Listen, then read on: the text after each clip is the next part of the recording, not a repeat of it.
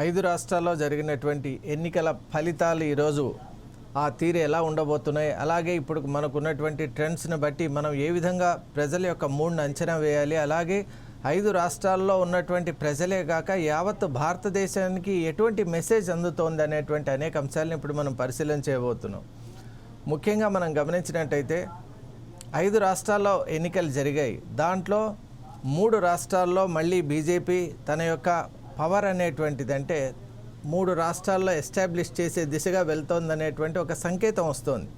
అస్సాం మనందరికీ తెలుసు, హిమంత బిశ్వ శర్మ యొక్క నేతృత్వంలో మళ్ళీ కూడా బీజేపీ అధికార పీఠాన్ని కైవసం చేసుకునింది.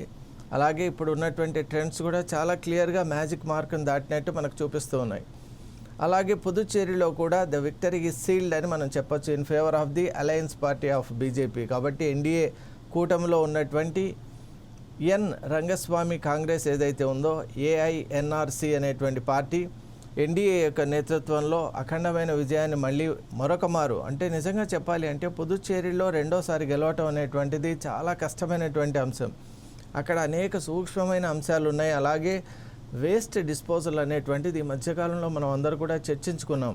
పుదుచ్చేరిలో ఉన్నటువంటి సెలినిటీ, అలాగే అక్కడ ఉన్నటువంటి ఫ్లోరైడ్ ప్రాబ్లం, అలాగే అక్కడ ఉన్నటువంటి ఎన్విరాన్మెంటల్ కన్సర్న్స్ అన్నీ కూడా చాలా మంది ఏమనుకున్నారంటే డెఫినెట్గా the opposition will have the edge అనుకున్నారు. కానీ the indications are very clearly showing that మళ్ళీ రంగస్వామి గారే అక్కడ చీఫ్ మినిస్టర్గా ఉండబోయేటువంటి అవకాశాలు మనకు స్పష్టంగా తెలుస్తూ ఉన్నాయి. మరి ఇప్పుడు మనం అసలైనటువంటి పార్టీల గురించి మాట్లాడుకుంటే ఇప్పుడు మనకు ప్రధానంగా భారతదేశంలో ఉన్నటువంటి 2 పార్టీలు భారతీయ జనతా పార్టీ అలాగే ఇండియన్ నేషనల్ కాంగ్రెస్. మరి ఇవి రకరకాల రాష్ట్రాల్లో రకరకాల పొత్తులతో అవి ముందుకు వెళ్తూ ఉన్నాయి. ముఖ్యంగా కేరళం యొక్క పరిస్థితి మనం చూసినట్టయితే అసలు కేరళలో వచ్చినటువంటి రిజల్ట్ కమ్యూనిస్ట్ పార్టీస్కి అతిపెద్ద పరాభవంగా మనం భావించాలి. ఎందువల్ల అంటే కేరళంలో చూపించినటువంటి పర్ఫార్మెన్స్ ఏదైతే ఉందో పినరయి విజయన్ యొక్క నేతృత్వంలో జరిగినటువంటి ఈ ఎన్నికలు చాలా స్పష్టమైన ఒక మెసేజ్ని ఇచ్చాయి. అదేంటి అంటే కమ్యూనిస్టులను ప్రజలు విశ్వసించేటువంటి ఒక నేపథ్యాన్ని కమ్యూనిస్టే పోగొట్టుకున్నారు. అసలు ఇక్కడ the mistake is with the communist who are trying to break their own party. మరి అంతర్గత విభేదాలు ఉన్నాయి, అలాగే కరప్షన్ ఛార్జెస్ ఉన్నాయి, ఫేవరెటిజం ఉంది, అలాగే deliberately they are trying to segregate people. అది నిజంగా చెప్పాలి అంటే కాన్స్టిట్యూషన్ కూడా విరుద్ధమైనటువంటి పనిగా మనం భావించవచ్చు. కాబట్టి ఇక్కడ పినరయి విజయన్ యొక్క నేతృత్వంలో ఉన్నటువంటి ఎల్డీఎఫ్ పార్టీ ఈరోజు దాదాపు మట్టి కరిచిందనే మనం భావించవచ్చు ఇప్పుడు ఉన్నటువంటి ట్రెండ్స్ని బట్టి చూస్తే. ఎందువల్ల అంటే యునైటెడ్ అక్కడ డెవలప్మెంట్ ఫ్రంట్ అనేటువంటిది అంటే ఇండియన్ నేషనల్ కాంగ్రెస్ యొక్క నేతృత్వంలో అంటే లీడ్లో మిగతా పార్టీలు సంయుక్తంగా అక్కడ చేసినటువంటి ఒక పోరాటంలో వాళ్ళు సఫలీకృతమయ్యారు. అందువల్ల కేరళలో కూడా మనం చూసినట్టయితే ఒక మార్పు అనేది కలిగింది. మరి అన్నిటికంటే ముఖ్యంగా ఇప్పుడు పోటాపోటీగా ఉన్నటువంటి రాష్ట్రాలైనటువంటి వెస్ట్ బెంగాల్ పరిస్థితి చూస్తే అసలు మమతా బెనర్జీ ఖచ్చితంగా మళ్ళీ తాను సీఎం పదవిని చేజిక్కించుకుంటాను, అలాగే నేను చేసినటువంటి స్త్రీ సంక్షేమ పథకాలు అలా రూపశ్రీ కానివ్వండి, కన్యాశ్రీ కానివ్వండి, లక్ష్మీర్ భాండేర్ కానివ్వండి, ఇవన్నీ నన్ను తప్పక మళ్ళీ సీఎం పీఠంపై నిలబెడతాయని వారు చాలా గట్టిగా చెప్పినటువంటి నేతృత్వంలో ఈసారి ప్రజలు ఒక సంచలనాత్మకమైనటువంటి తీర్పిచ్చారు. అదేంటి అంటే సువేందు అధికారి అలాగే సమీక్ భట్టాచార్య స్ట్రాటజీస్, వాళ్ళు మాస్టర్ స్ట్రాటజీస్, వాళ్ళు చేసినటువంటి స్ట్రాటజీకి నిజంగా బెంగాల్ ప్రజల యొక్క వారి యొక్క పల్స్ అంటారు కదా, ఆ పల్స్ని క్యాచ్ చేయడంలో అలాగే బీజేపీ పార్టీని బెంగాల్లో ప్రవేశపెట్టడంలో నిజంగా సఫలీకృతులైనారు.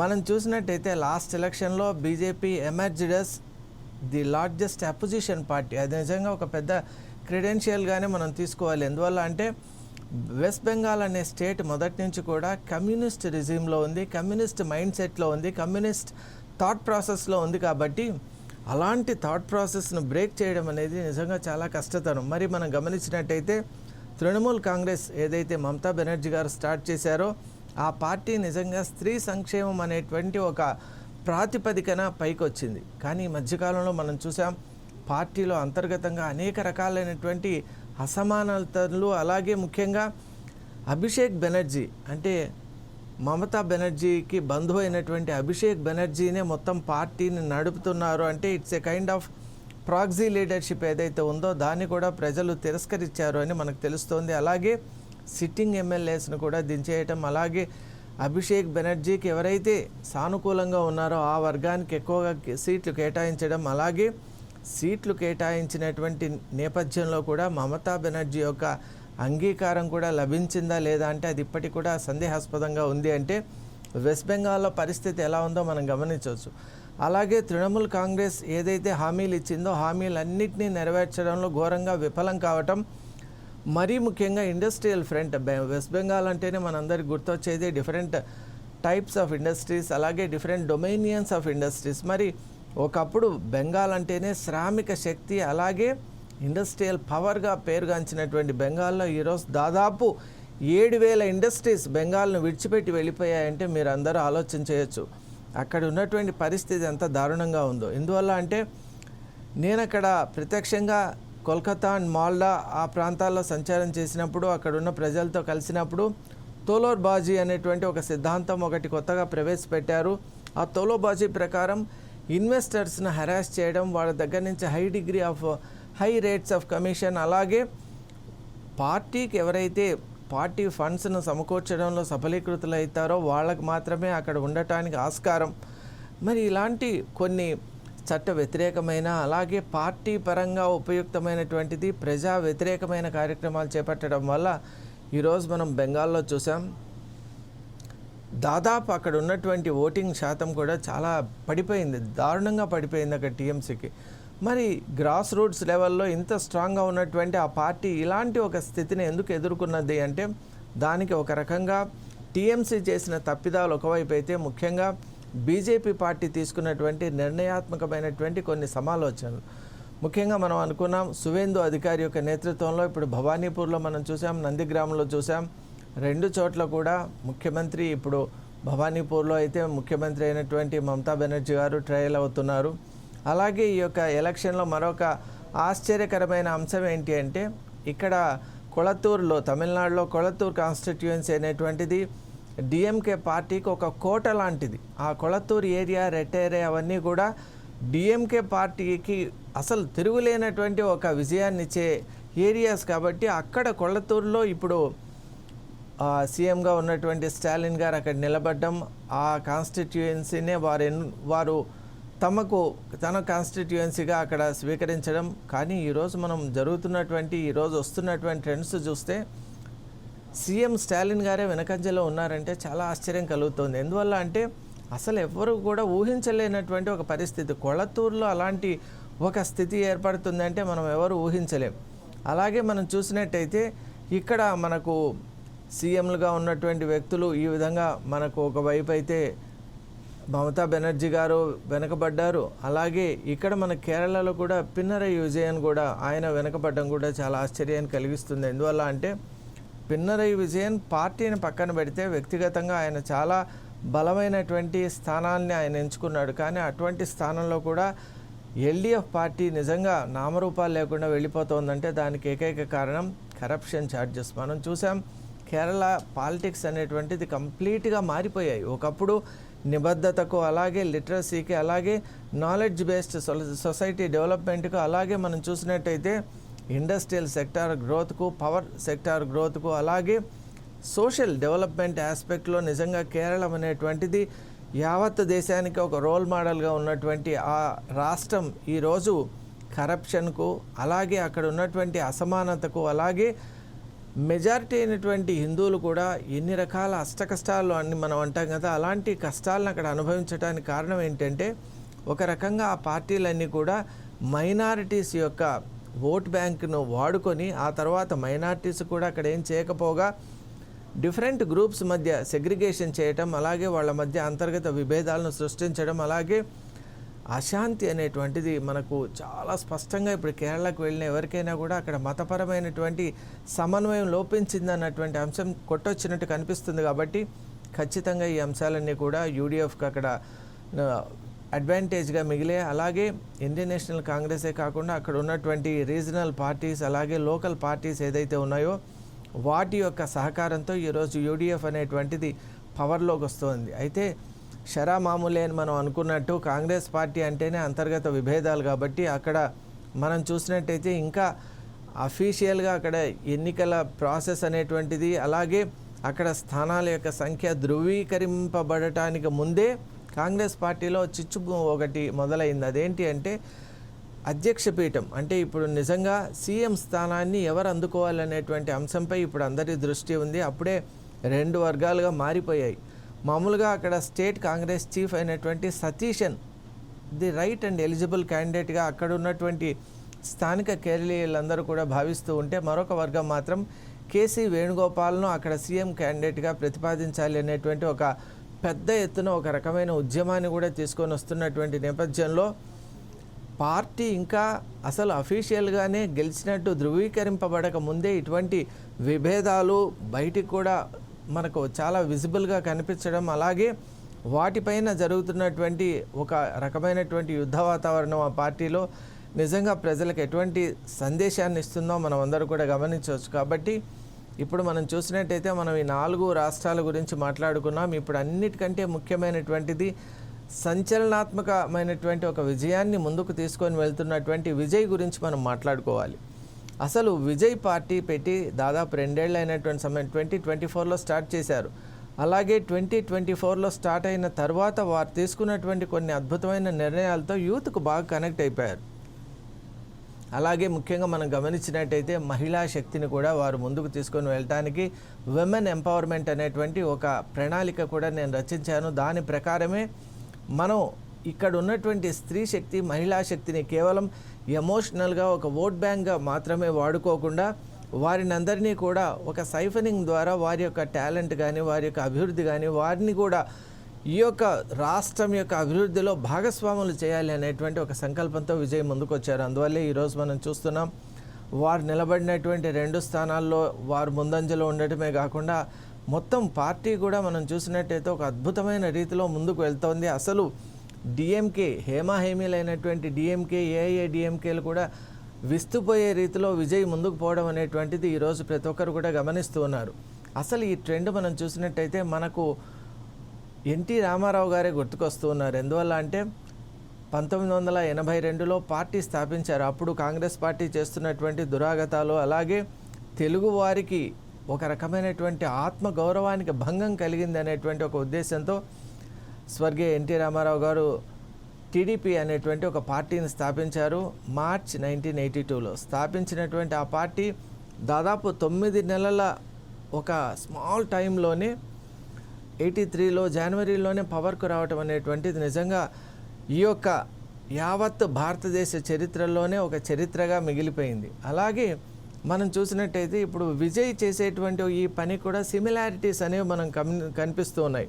ఆయన కూడా సింగిల్ హ్యాండెడ్గా అక్కడ జరుగుతున్నటువంటి ఆపరేషన్ను చూశారు. అలాగే అక్కడ యూత్కు జరుగుతున్నటువంటి ఒక అన్యాయం, అలాగే ఒక రూరల్ అండ్ అర్బన్ డివైడ్ను వారు చూశారు. తమిళనాడులో ఎలా ఉంటుందంటే అల్ట్రా మోడర్న్ సిటీస్ కొన్ని ఉంటాయి, రూరెస్ట్ ఆఫ్ ది ఇంకా రూరల్ అంటే ఎంత రూరల్ టు ద కోర్ అని మనం చెప్పుకోవచ్చు. మరి అటువంటి ఏరియాస్ ఉన్నాయి where development is still a kind of imagination.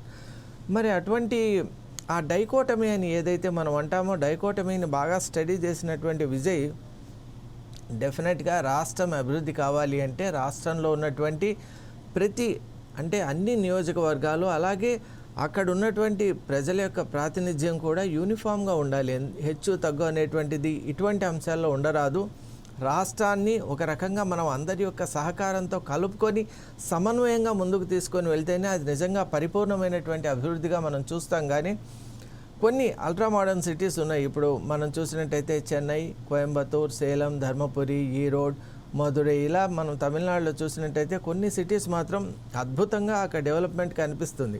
కొన్నిట్లో అసలు మనం చూసినట్టయితే ఈనాటికి అవి పిల్గ్రిమ్ సెంటర్స్ గానో లేకుంటే ఒక టూరిజం ప్లేసెస్ గానో అవి ప్రాముఖ్యతను వహించాయి. కానీ అక్కడ పొలిటికల్గా జరగవలసినటువంటి ఒక యాక్టివిటీ అనేటువంటిది ఇట్స్ క్లియర్లీ మిస్సింగ్. కాబట్టి డెఫినెట్గా విజయ్ యొక్క రోల్ ఏంటి అంటే తమిళనాడులో ఒక ప్రక్షాళన తేవాలి.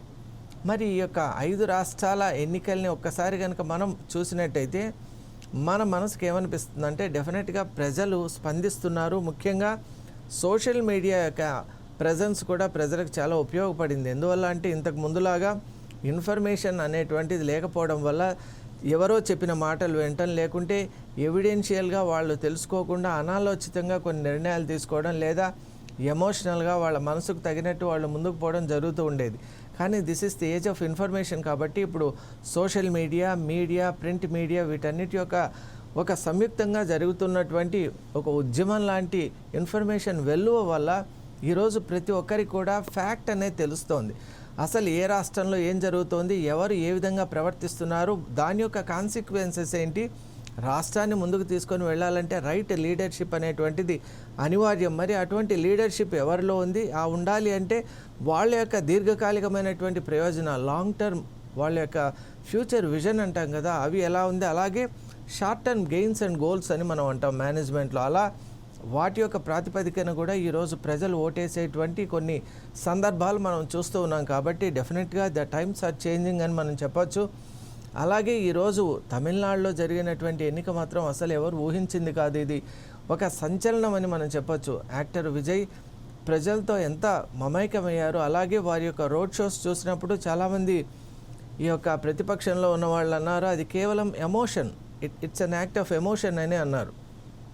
అంటే ఒక నటుడు కానీ ఒక సెలబ్రిటీ కానీ వచ్చినప్పుడు ప్రజలు చూపించేటువంటి ఒక అభిమానం మాత్రమే, కానీ అది రాష్ట్ర ప్రయోజనాలకు ఏమాత్రం కూడా ఉపయోగపడదో, అలాగే ఎన్నికల రోజు ఖచ్చితంగా రాష్ట్ర ప్రజలు ఇటువంటి వాళ్ళని ఆదరించరు అనేటువంటి ఒక స్టేట్మెంట్స్ కూడా కొంతమంది చేశారు పెద్ద పెద్ద leaders, both across DMK, MDMK party నుంచి కూడా మనం స్ట్రాంగ్ క్రిటిసిజం చూసాం, అలాగే డిఎండికే పార్టీ నుంచి కూడా మనం చూసాం. కాబట్టి దేశీయ ముర్పోకు ద్రావిడ మున్నేట్ర కళాహం కాబట్టి ఆ పార్టీలోంచి కూడా విజయ్కి చాలా స్ట్రాంగ్ క్రిటిసిజం వచ్చిన నేతృత్వంలో విజయ్ మొక్కబోనటువంటి ఒక దీక్షతో, పట్టుదలతో ప్రజలే మనకు సరైనటువంటి సమాధానం చెప్తారనేటువంటి భావనతో ఆయన ముందుకు వెళ్ళటం, ప్రజలు కూడా సహకరించడం ఈరోజు మనం చూస్తూ ఉన్నాం. దీన్ని బట్టి ఎవరైనా ఒక మంచి సంకల్పంతో కనుక ముందుకు వెళ్తే యూత్ ఫోర్స్, అలాగే విమెన్ ఫోర్స్, అలాగే ముఖ్యంగా విజయ్కి అనుకూలించినటువంటి అంశం ఏంటి అంటే ఇటు డిఎంకే పార్టీకి ఓట్ బ్యాంక్గా ఉన్నటువంటి దళితులు, మైనారిటీస్, ముఖ్యంగా విజయ్ వెల్లాల్ కమ్యూనిటీకి చెందినవారు కాబట్టి అగ్రేరియన్ కమ్యూనిటీ అది. మరి ఆ కమ్యూనిటీ వాళ్ళు డెఫినెట్గా విజయ్ వెంట ఉంటారు. అలాగే వాళ్ళు మిగతా మైనారిటీస్ కూడా విజయ్కి ఓటు వేయడంలో వాళ్ళు ఒక రకంగా సఫలీకృతులయ్యారని మనం భావించవచ్చు. కాబట్టి డెఫినెట్గా అక్కడ డిఎంకేకి మాత్రం మేజర్ డ్యామేజ్ జరిగింది. ఈరోజు అక్కడ ఉన్నటువంటి పోల్ నెంబర్స్ ఏదైతే ఉన్నాయో, రిజల్ట్ నెంబర్స్ చాలా స్పష్టంగా చెప్తున్నాయి. తమిళనాడులో ప్రజలు ఆలోచిస్తున్నారు. ఎందువల్ల అంటే అక్కడ స్టేట్ జీడిపి పెరిగింది, దాన్ని మనం కూడా ఇంతకుముందు మాట్లాడుకున్నాం. కానీ at the cost of what, corruption అనేది క్యాబినెట్ మినిస్టర్సే అక్కడ కరప్షన్లో కూరుకుపోవడం, అలాగే రకరకాల స్కీమ్స్ అనేవి కూడా స్కామ్స్గా మారిపోవడం. అలాగే మనం చూసినట్టయితే తమిళనాడులో ఎన్వైరన్మెంటల్ కన్సర్న్ అనేటువంటిది చాలా ఎక్కువగా ఉంది. అక్కడ కువం రివర్ రెస్టరేషన్ కానివ్వండి, అలాగే అక్కడ జరిగినటువంటి ఎంఎండిఏ స్కీమ్స్ కానివ్వండి, అలాగే అక్కడ మున్సిపల్ స్కీమ్స్ కానివ్వండి, అలాగే రూరల్ ఏరియాస్లో జరిగినటువంటి కొన్ని పథకాల్లో కూడా ముఖ్యంగా అక్కడ రైతులకు అన్యాయం జరిగిందనేటువంటి ఒక భావన వచ్చింది. మరీ ముఖ్యంగా ఈ మధ్యకాలంలో స్టాలిన్ తనయుడైనటువంటి డిప్యూటీ సీఎం అయినటువంటి ఉదయనిధి స్టాలిన్ చేసినటువంటి కొన్ని యాంటీ హిందూ రిమార్క్స్ ఏవైతే ఉన్నాయో, కామెంట్స్ ఏవైతే ఉన్నాయో, అవి నిజంగా హిందువుల యొక్క మనోభావాలు, హిందువులే కాదండి నిజంగా చెప్పాలి అంటే ఆలోచించే ప్రతి మనిషి యొక్క సెంటిమెంట్ దెబ్బతినింది. ఎందువల్ల అంటే మనమందరూ కూడా ఇండియన్ కాన్స్టిట్యూషన్ ప్రకారం we have the right to practice a religion are to abstain from it. మరి ఇటువంటి ఒక మనకు absolute fundamental right with respect to religion ఉన్నటువంటి నేపథ్యంలో ఇటువంటి కామెంట్స్ అనేవి నిజంగా మనము ఊహించలేము. ఎందువల్ల అంటే మనం ఒక రిలీజియన్ స్వీకరించవచ్చు, అయితే మిగతా వాళ్ళకి అది నచ్చకపోయినట్టయితే they have to go along with their ideology, కానీ they have no business to comment upon others. మరి ఈరోజు మనం చూసినట్టయితే డిప్యూటీ సీఎం స్థాయిలో ఉన్నటువంటి ఒక వ్యక్తి సనాతన ధర్మం గురించి చాలా ఒక డెరగేటరీ రిమార్క్స్ చేయటం, అలాగే వాటిని మిగతా ఎవరు కూడా ఖండించకపోవడం, ముఖ్యమంత్రి కూడా వెనకేసుకొని రావడం, ఇవన్నీ కూడా ప్రజలు గమనిస్తూ ఉన్నారు. అలాగే డిఎంకే పార్టీ మనం చూసాం మొదటి నుంచి కూడా యాంటీ హిందూ సెంటిమెంట్నే అది క్యారీ చేస్తోంది. ఇక్కడ నిజంగా మనం చూడాలి, డిఎంకే పార్టీ కనుక ఏథీయిస్ట్ పార్టీ అయితే వాళ్ళు చెప్పుకున్నట్టు మరి అన్ని మతాల్ని వాళ్ళు సమానంగా ఖండించాలి, కానీ వాళ్ళు అలాంటి ఖండన చేయటం లేదు. అక్కడ తమిళనాడులో ఒక విచిత్రం ఏంటంటే ఎవరైనా హిందూ రిలీజియన్ మాత్రమే అటాక్ చేస్తున్నారు, కానీ మిగతా మైనారిటీ రిలీజియన్స్ కూడా ఉన్నాయి కదా, మరి వాళ్ళను ఒక మాట అనకపోగా వాళ్ళను ఓట్ బ్యాంక్గా వాడుకుంటున్నారు. మరి ఇది ఒక డిఫరెంట్ ట్రెండ్గా మనం భావించాలి. దీన్ని ప్రజలు గమనించారు కాబట్టి ఖచ్చితంగా ఉదయనిధి ఫ్యాక్టర్ కూడా ఈసారి డిఎంకే పార్టీ ఘోరమైన పరాజయాన్ని చవిచూడడంలో ప్రధానమైన భూమిక వహించింది అని నేను భావిస్తున్నాను. మరీ ముఖ్యంగా ఈ మధ్యకాలంలో తమిళనాడులో జరిగినటువంటి కొన్ని సంఘటనలు ప్రజల యొక్క మనోభావాల్ని, ముఖ్యంగా మహిళా శక్తి, అలాగే మహిళలకు అక్కడ జరుగుతున్నటువంటి వాళ్ళపై జరుగుతున్న అట్రాసిటీస్ ఎలా అయితే వెస్ట్ బెంగాల్లో అన్కంటైన్డ్గా జరుగుతున్నాయో, ఇక్కడ Tamil Nadu consider to be the safe haven't for women అని అనుకున్నటువంటి ప్లేస్లో కూడా ఇటువంటి దారుణమైన సంఘటన జరగటం వల్ల ఖచ్చితంగా తమిళ ప్రజలు కూడా అందరూ ఆలోచించారు. ముఖ్యంగా అన్నిటికంటే ముఖ్యమైన ఫ్యాక్టర్ ఏంటి అంటే, దాదాపు ఇంతవరకు ఇప్పుడు వచ్చిన ప్రతి ఎన్నికల్లో కూడా ద్రావిడ పార్టీ యొక్క ఐడియాలజీనే నడుస్తోంది. మరి ప్రజలు కూడా వాళ్ళు ఒక రకంగా ఉత్తేజితులయ్యారు. ఈ యొక్క ద్రవిడ రాజకీయం నుండి, ఈ యొక్క నాటకాల నుండి మేము బయటపడాలి, ముఖ్యంగా మనమందరూ కూడా కొత్త విధానంలో ఆలోచన చేయాలి, ఒక ఫ్రెష్ అవుట్లుక్ అనేది మనకు కావాలి అని భావించారు. కాబట్టి యాక్టర్ విజయ్ యొక్క తమిళ వెట్రి కళహాన్ని వారు కూడా సమర్థించడం, ఈరోజు విజయ్ని అఖండ విజయ ప్రస్థానం వైపు తీసుకొని వెళ్ళటం మనం చూస్తూ ఉన్నాం. కాబట్టి let's watch and see the trends. ఇంకొకటి, మనం ఇక్కడ 4 sides కూడా we're trying to project the results in an unbiased manner. ఎందువల్ల అంటే మనం ఏ పార్టీతో కూడా అఫిలియేషన్ లేదు, అలాగే కోalition లేదు. కాబట్టి ఉన్నది ఉన్నట్టు యథార్థంగా మనం తెలిపే ప్రయత్నం చేస్తున్నాం. And the trend will continue. మనం ఇక రాబోయేటువంటి ఇప్పుడు ఎన్నికల సరళిని, అలాగే మిగతా ప్రొజెక్షన్స్ను కూడా చూసుకుంటూ ముందుకు వెళ్దాం. Thank you.